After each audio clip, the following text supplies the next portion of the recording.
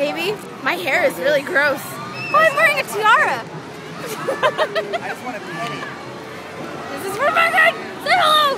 Hi, Megan. Is it recording? Yes, it's recording. Okay. No, actually, I'm just pointing at you. Hello to Megan.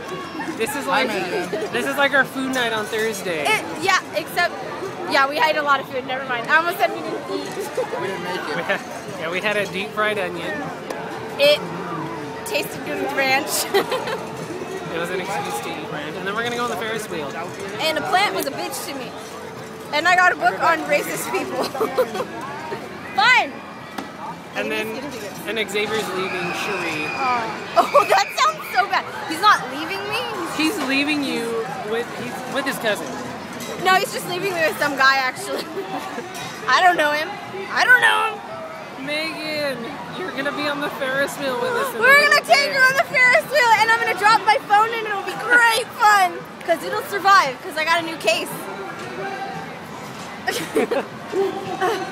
You are a racist, Jefferson.